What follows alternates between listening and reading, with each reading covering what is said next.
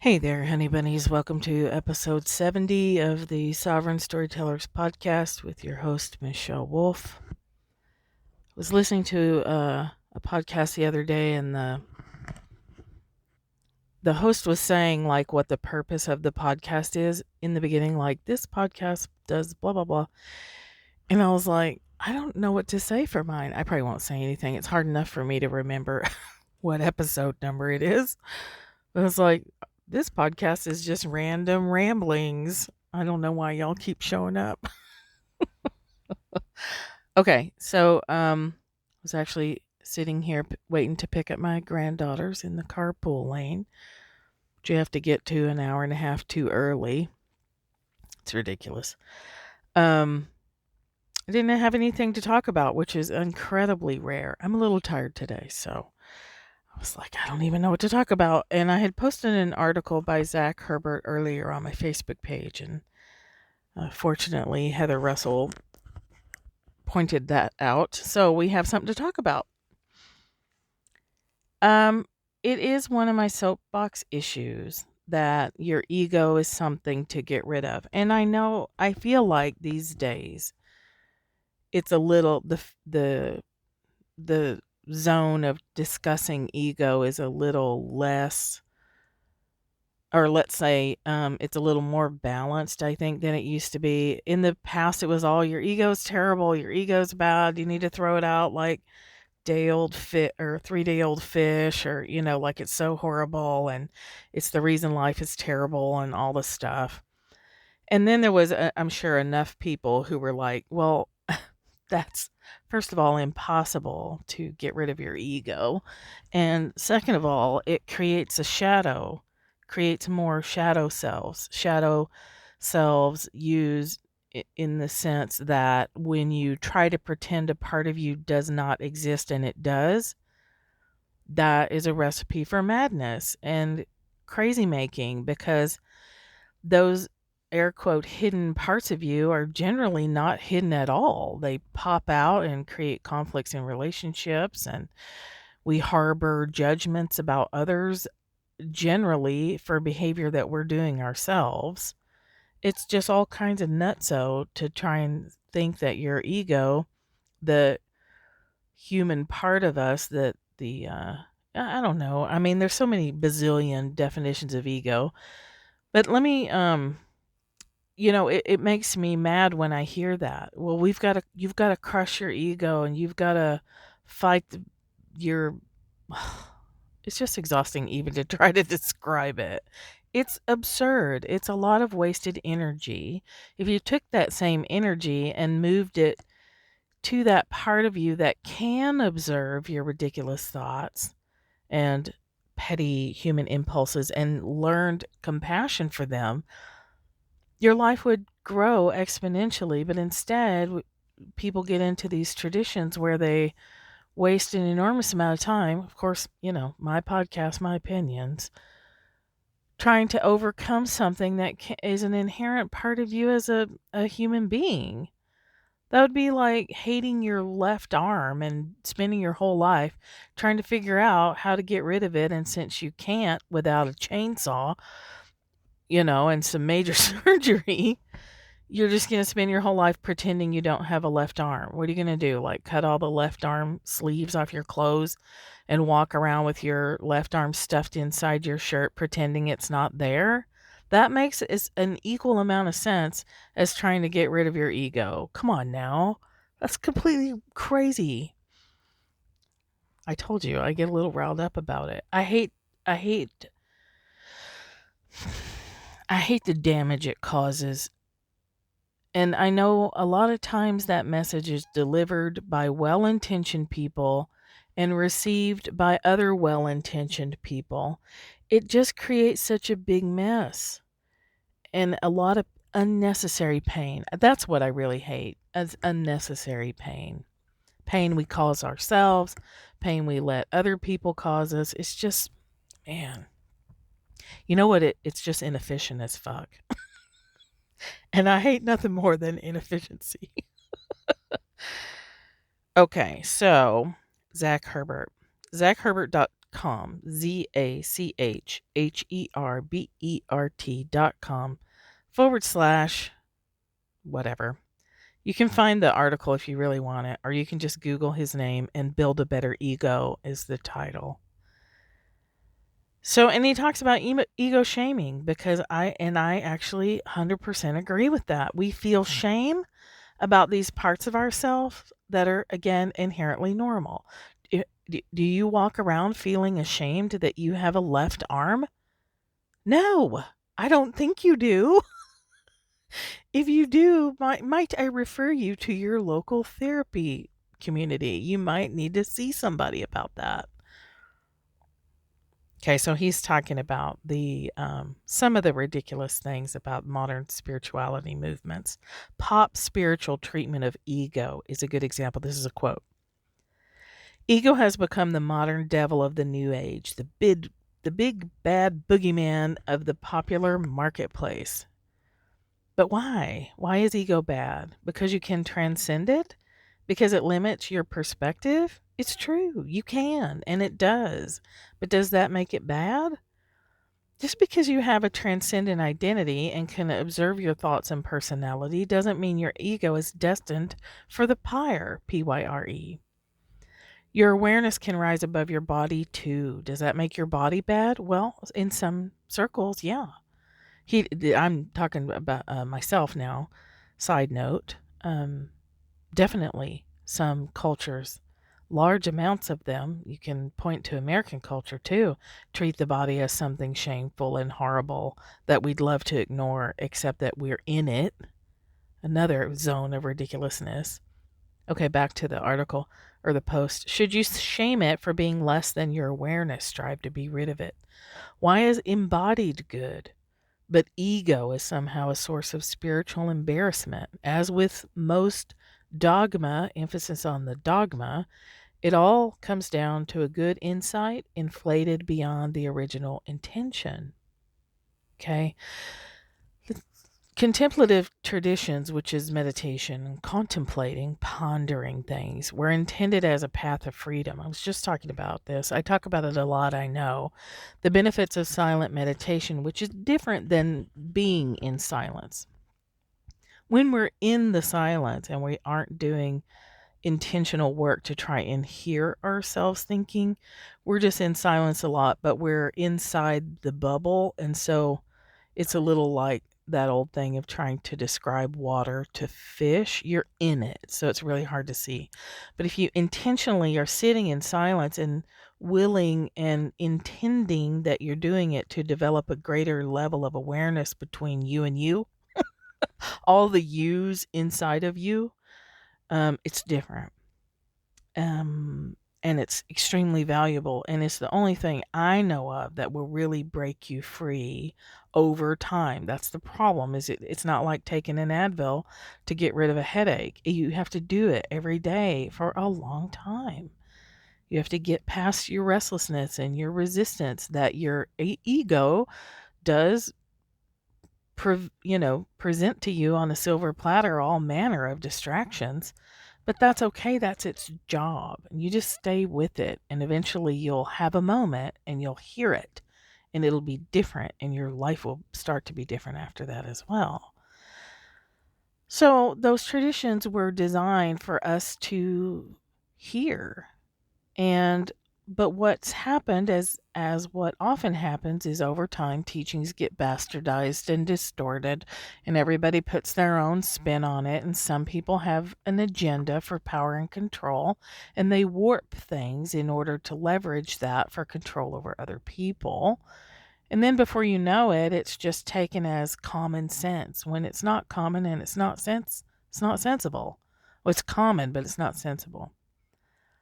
Okay, so he talks about what's left has become a destructive process for sterilizing our personalities, a way to burn away our differences until everyone starts to look and sound exactly like everyone else. The bland, enlightened stare, the passive tone, the bowed head and steepled fingers. It's really kind of creepy. And I'll add here too that sometimes when you are perceiving someone who's wearing that role, it seems to be especially common among women, where there's a breathy tone. And yes, I am picking on them.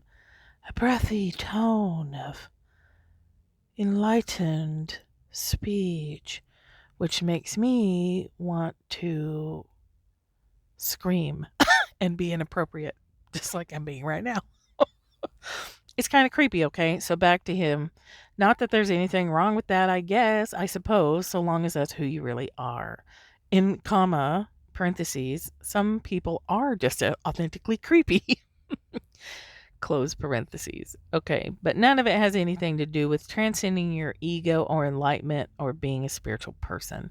It's all just posturing and affect and fitting in with the crowd, which ironically misses the contemplative point.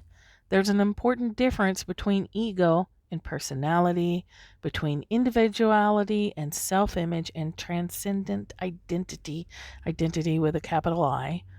Discovering that difference is a life-changing experience. The old-fashioned spiritual teachings tend to get bound up in some very cryptic language. So here's the best analogy I've probably ever read. Because he says, it all boils down to this. You are not your house. You are not your house. The best way to get a grip on the contemplative approach to ego is to start by understanding what it isn't. Self-image is made up of the things that make you you. Your personality, habits, thoughts, speech patterns, preferences, things you find funny, things you don't, everything that makes you a functioning individual. If you're thinking right now that that sounds an awful like what popular spirituality calls ego, you'd be right. It is, and that's the problem in a nutshell. Your self-image is like your house. It might be simple or extravagant, solid or dilapidated, artful and immaculate, or piled to the ceiling with a life's worth of hoarded crap. But whatever the house you live in, one fact remains unchanged. You are not your house. Okay, your self-image, this is me now. Your self-image is temporary. You don't take it with you. When you die, it stays with the body. So I'm going to bring a little human design in here, and that is your ajna, your design crystal, your body, your you, this temporary you. Not the eternal soul of you that goes on to who knows where. I mean, we have all our theories about where we go after our body car drops dead. But the part of you that loves cheese and the part of you that's allergic to dust, like that's all temporary. You're not that completely. That's not all the story of who you are. Okay. Back to the post. You live there, you work there, sleep there, you grew up there, building new additions, making changes year after year, and yet you are not your house. You are the one who lives there. You're the one who lives in the house. Okay? You might even believe your own ruse about being the house, but that doesn't mean it's true. You're not your house. And that's what the contemplative traditions are trying to get you to realize. Now, wherever you are in your house, that's ego. When your identity is immersed in your self-image, when you can't see your house because you're looking out from inside, right? If you're born in a house and you never leave the house and you only look out the windows, you have no idea what it's like to be outside looking back. Okay, this goes back to an earlier podcast episode. I think it's can't remember the title. It'll have Paris in it, and then there's a Paris part 2. But I talked about I was already on this road and had been for decades, and when I had a snap in Paris when it was viscerally as if I had stepped outside my house and was like, oh my God, I knew this was here, but I didn't know it. I knew this was here, but I didn't know what it felt like to really be outside looking in. It was really fucking scary. And it never left me. I can go numb to it again, but it's still here. Um, okay, so, but when you're in your house and looking out, you don't know you're in a house. That's when you're in your ego. Once you discover the difference, you can change that situation as often as you like. You can be in the house and be in your ego. You can step out of your house. Your ego is transcended. This is what I love. This sentence I love. I might even put it on a post-it note somewhere. Your ego isn't so much a thing as it is a condition, a state. Directly quoting, your ego isn't so much a thing as it is a condition, a state, a state. One of the first goals of contemplative practice is learning to change that state so that you can come and go as the need arises. And now he's saying, let me repeat that for emphasis, come and go as the need arises. This is everything I teach in what used to be Sovereign Storytellers and then now is Wounded to Wise. It doesn't matter what you're doing. It doesn't matter how you've been hurt. It doesn't matter how smart you are. What matters is how conscious you are. Are you consciously choosing your thoughts, which drive your emotions, which drive your behavior? Are you really aware of what you're doing? We've been talking about this a lot in the weight loss for rebels class. Are you consciously choosing to eat that cheesecake? That's okay. God damn it. It's okay if you eat the fucking cheesecake. What's not okay is if you unconsciously eat the whole cheesecake and end up throwing up. That is not okay. It's okay if you have petty thoughts and you think your neighbor's an idiot. It's okay if you talk shit about your friend, which, I mean, is it really a friend if you're talking shit about her? But you know what I mean? All these human failings, foibles, weak areas that we have, they're all normal and they're all human, and us trying to pretend we don't have them like we're little kids with our fingers stuffed in our ears is what makes us insane. You know, I want to sing Insane in the Membrane. Insane in the Brain. Okay, I just had to do it. But you know what I mean? That's what makes us nuts. That's what keeps us childlike and reactive and lunatics, because we're trying to pretend we don't have a left arm. And we obviously do. Welcome to the soapbox. The goal is not to burn down the fucking house. That's a direct quote. I love this guy's writing. If you are conscious, you choose your state. You can see what you're up to. You can have your petty human moments. You can realize that you fell asleep and are blaming everybody and everything for your cranky mood. You just consciously choose it. This is where radical honesty comes in. If you're going to eat cheesecake, then own it. Be proud of it.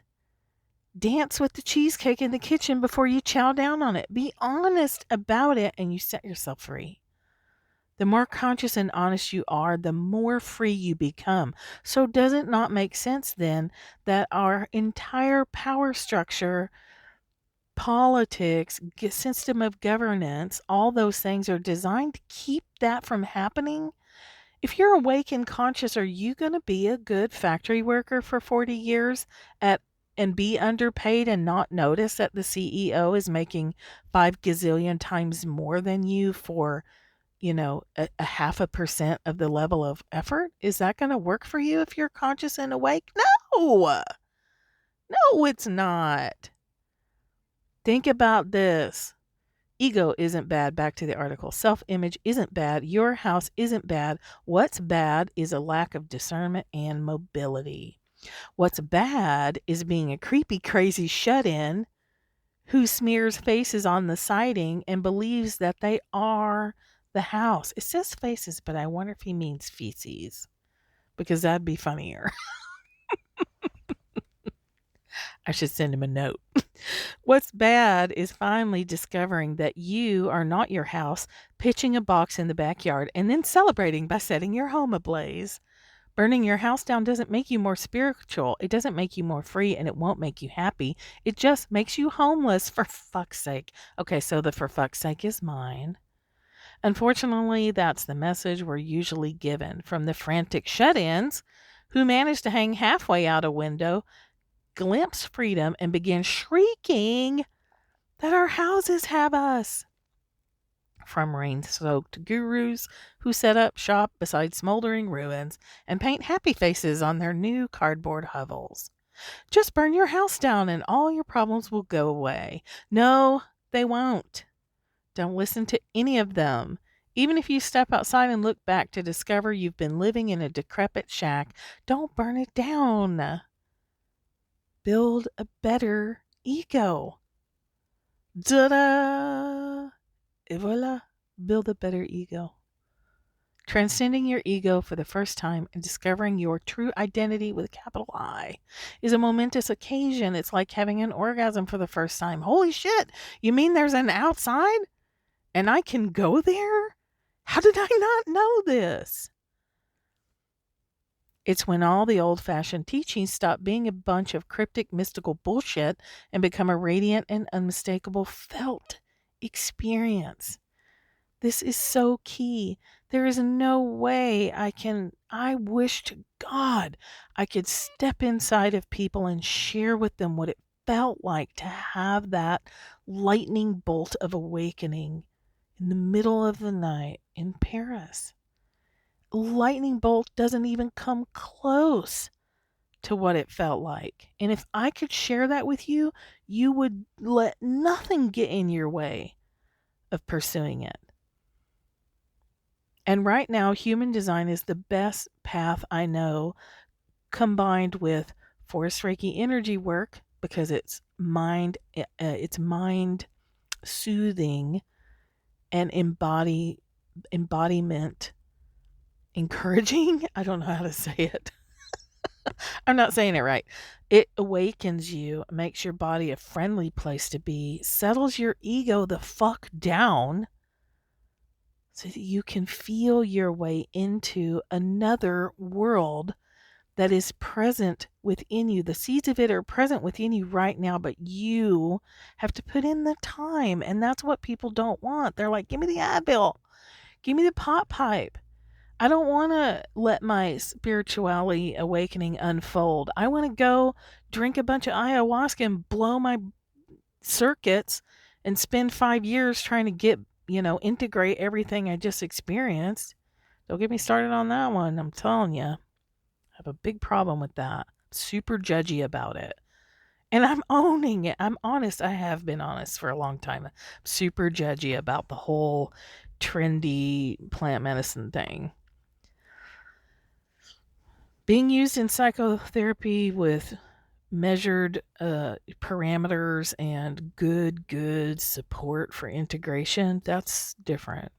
Freewheeling it in some barn in some field in Kansas, no, or San Francisco or wherever that crap's happening. Okay, I'm trying not to get sidetracked because I can. Let me go back to the article, rein myself in. It is elusive. It's always elusive in the beginning. It takes time to find the exit. But once you get it, you've got it. You've got it forever. It takes time for you to wake up and go, I think that I might be living inside of something. What is this? Is there an exit door? What is a door? Can I step outside? What is outside? What does that even mean? Once you get it, you've got it, and it only takes a millisecond. It only takes that, and it's a series of awakening moments. It's not a one-time lightning bolt that's, yes, that does happen, and it did happen for me, but it came on the heels of years of daily practice. Once you get it, you've got it. And you'll open up whole new spectrums of experience that aren't available when you're hiding out at home. But here's the thing, there's also a risk in the beginning. Sometimes we get so caught up in our newfound independence, we forget how important our homes are. Our little house, our little ego matters. It's important. It's part of us. We need it to be authentic and whole. We taste freedom, look back in disgust, and our fantasies race straight to arson and the open road. It's understandable, a lifetime spent cooped up in the same place. Who wants to run back inside and shut the door again? But if we just burn and run, we miss the deeper opportunity. Okay, but when we step outside, we get to see so much more. Why would you want a tiny home existence when you could step out of your tiny home and step into a mansion, and step out of the mansion and into a tent, and step out of the tent and into a castle, and out of the castle and into a houseboat? Why would you just want this one teeny worldview, this one little restricted experience? Well, it doesn't feel restrictive in the beginning, right? It's not until you're out the front door that you're like, oh my God, what the hell is going on around here? But that's when conscious awareness happens, right? That's when we get to choose. We don't burn down the house we just left. We go exploring and adventuring. We appreciate the house we just left. We know that we're going to be in and out of there. There's so much more to this article. I'm not going to read the whole thing, but it was just such a great, like, he really nailed it. I've read his stuff before and I like it, but in this, because of course it touches on one of my soapbox issues, I'm like, yeah, fuck yeah, man, you got it, you nailed it. I want to shout it from the rooftops, right? I want that for you. That drives so much of my work. Human design helps us back up and go, wait a minute. My mind is designed to think, but I'm not supposed to make decisions from there. And now I can look at an overview of my life and see all the decisions I have made from my mind and how horribly they've gone awry. You know, it teaches us that what we have suspected to be true down in the deepness of our body is true. We are not supposed to make decisions from our mind. Our mind is the thinking place. I always think of that Winnie the Pooh picture, where he's sitting and tapping his forehead and saying, think, think, think. That's what our mind does. It's a think, think, thinky place. It's not supposed to be where you live your life from. You're supposed to be living your life, taking the valuable results of the thinkity place, and then dropping that into your body and asking yourself, how does this feel when I try it on? How does it feel when I think about, I'm going to build a $1 billion company and have 42 employees, and we're going to be nationwide, and then we're going to go global, and then we're going to put a satellite office on the moon. Next step, Mars. That's a mind thing. And when you try that out with your body, your body might be, hey, let's maybe just build one company and not try to expand too fast. Doesn't mean you're not going to end up with a satellite office on Mars and the moon. It doesn't mean that, but it means your body is like, hold up, buddy, you got to go one step at a time. And what is the right time, and who are the right people? Don't just leap off a cliff. That's what our mind does. That's why. So you can see why we would think, well, hey, what if we just get rid of this part and then things will be all better? But they're not. We've proven that over and over again. It's not good to be either one or the other, right? We don't need to be living always up in swimming around in the cosmic energy, because then we can't manifest because we're not in our body. But we don't want to be all the way in the body either, because then we get too concrete and too literal. Next thing you know, we're slapping Second Amendment signs on our doors. Okay, a little side story. I was at Starbucks today before I came down to pick up the kids, and somebody had pasted in their car window the Second Amendment and how, you can't take it away from me. And basically is the thing, I own a gun and I'll always own a gun, and I have that, the whole thing, I'm sure. If you listen to this podcast, I don't need to preach to the choir. But that's like too much in the ego, right? So attached to this identity, this temporary personality, that they were willing to literally die for it. Even worse, willing to kill for it. That's when we're too far. We don't want to be too far one way or the other. If you're awake, you get to choose. You get to recognize when you're hammering down and getting too ego driven, when it is a problem, when it is keeping you from seeing your neighbor might have a different viewpoint that might be as equally valid as your own. You'll bear down and grip on that so tight you'll kill your neighbor before you'll consider their position, right? We don't want that.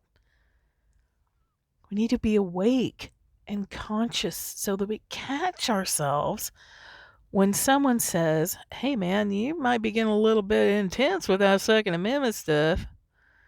Have you thought about it this way? Have you thought about it that way? And again, I'm not making Second Amendment defender people wrong. I don't even want to go there. Everybody's got their own opinion. I don't really, whatever, I just don't even want to go there. But if you're conscious, you can choose. If you're conscious, you can catch yourself. If you're conscious, you can say, I wonder if my money problems is that I'm never here. I'm never in my body. I've got the great ideas. I've got the energy flowing, but the energy stops at my eyebrows. When it's got to drop down into your throat and your heart and your belly and your root, and you have to, initiate the magnetism yourself, which is those strategies in human design that tell you to wait. Settle down there, little missy. Sit your butt down and wait. Magnetize yourself. Wait. It will come to you. You don't have to go out fighting and scrapping for it. It will come to you. Then you can respond if you're a generator, manifesting generator. Or someone will let you know when they want you to chime in if you're a projector, and some reflectors. I'm not going into the details of that either. I realize I've been talking for a while now, but I just can't encourage you enough to be willing to drop it into your consciousness wherever you are today, that what you see as the world and who you think you are, you might be wrong. Let me say it differently. Your experience of the world today and who you think you are is too limited, not wrong. It's just not enough. I don't want you to have one teeny bitty cupcake when you can have a 5-layer wedding style cake if you're a cake fan, which I'm not, so I don't know why I always go for the stupid cake analogy. I don't even like them. I want you to have more than one French fry.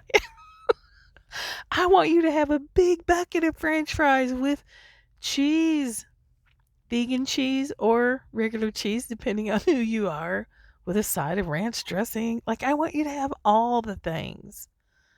I want you to have the love that will literally blow your mind. Literally will dissolve your understanding of who you are when you get a flash of that, which you may have already had. That moment when you're like, oh, I see it. You might only see it for half a second, but it feels like your chest will explode and everything that you were just thinking about disappears. I want more of that for me. I want more of that for you. If we had more of that, do you think we'd be about to kill each other over some dumbass shit? No, we would not. We are so powerful and so creative.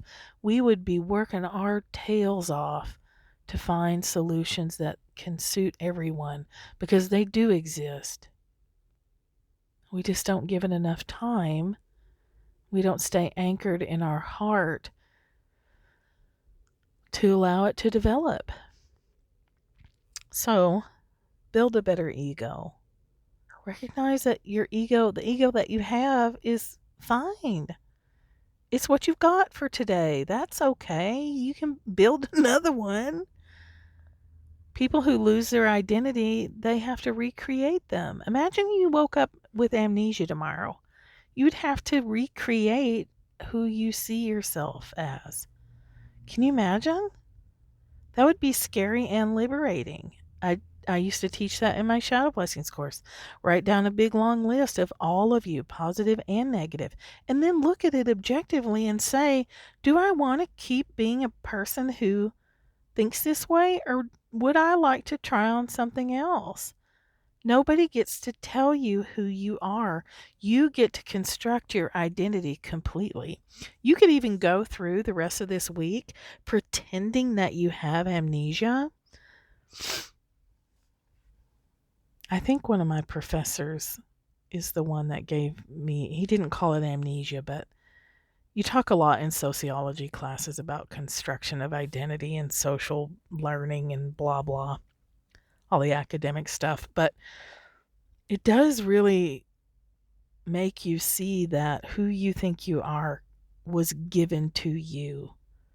Your family told you who you were. If you were in a sibling group, you got told and labeled, oh, you're the artistic one. Oh, you're the brainy one. Oh, you're the popular one. You're the sporty one. Like we're, all a big bundle of internal Spice Girls. Oh, you're the baby one. You're the sporty one. Okay, just because they told you that, you don't have to keep living that. You get to go, oh, I don't want to be baby Spice because I'm a grown ass woman. I don't want to talk like a baby or dress like one. Maybe I want to be financial wizard Spice. Okay, now I'm just getting ridiculous. So I'm just going to stop here before it gets worse and send you over to the website, zachherbert.com. And then if you like what I'm talking about, come and find me on thatmichellewolf.com.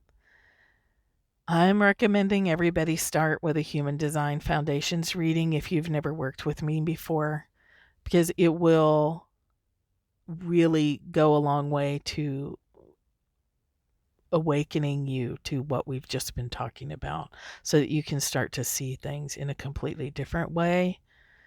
And it starts to explain to you why you've been trying so damn hard and things aren't working. It's not super expensive. Just go thatmichellewolf.com, look at the Human Design tab, read down the page. There's a couple of videos you can watch.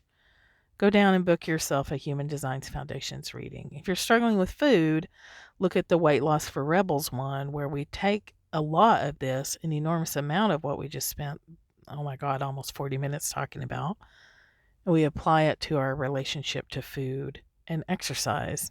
Doesn't mean you're overweight. Doesn't mean you even need to lose weight, but if you've got fucked up patterns with food, you might want to come and hang out with me. All right, that's all I got for you. Thanks for listening. Thank you for being here. I'm glad that we're all on the planet at the same time so that we get to have conversations. It's pretty awesome when you think about it. Think less, feel more. Talk to you later.